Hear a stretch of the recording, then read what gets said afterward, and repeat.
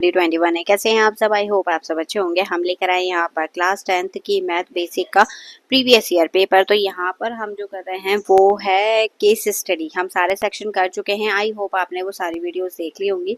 तो यहाँ पर आज का जो हमारा है फर्स्ट, ये जो 36 केस स्टडी थी ये मैंने करवा दी थी।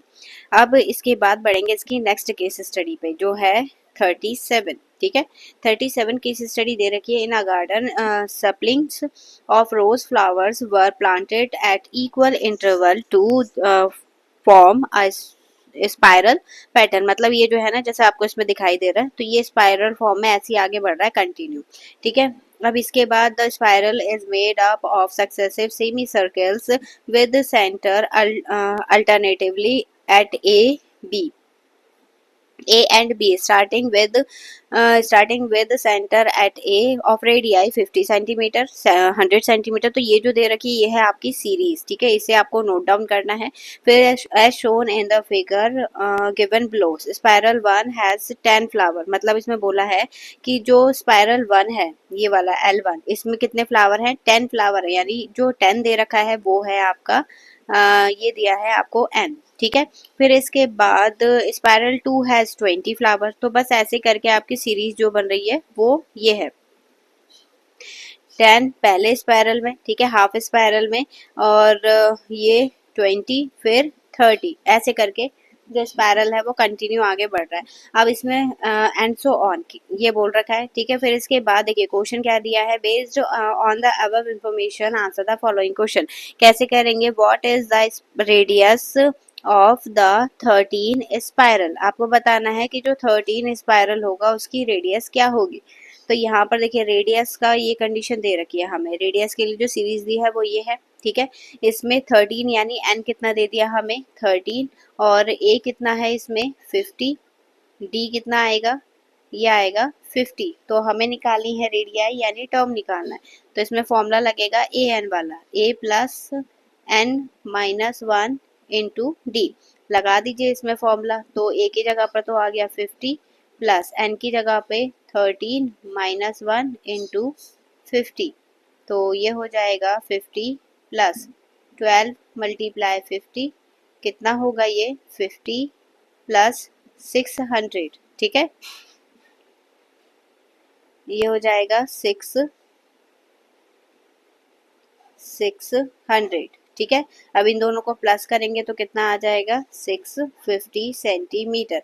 यानी 13 सर्किल की जो रेडियस है वो कितनी हो जाएगी 650 सेंटीमीटर। ठीक है, और ये चैप्टर जो है वो है आपका अरिथमेटिक प्रोग्रेशन से, तो वही उसी से रिलेटेड क्वेश्चन दे रखे हैं। तो इसके बाद देखिए बढ़ेंगे इसके नेक्स्ट क्वेश्चन की तरफ। क्वेश्चन दिया है हमें, if the radius of nth spiral is 500 centimetre, find the value of n आपको फाइंड करना है। a और d सेम उसी के जैसा है। तो देखिए यहाँ पर a तो हमारा वही है 50। ठीक है, n कितना है वो हमें फाइंड करना है, और d भी कितना है 50।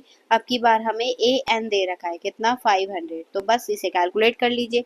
a n is equal to a plus n minus 1 into d. A n की जगह पे 500, ठीक है, is equal to 50 plus n minus 1 into d, और डी की जगह पर क्या आएगा 50। ठीक है, इसे इधर लेके जाएंगे, माइनस करेंगे, कितना बचेगा 450, और डिवाइडेड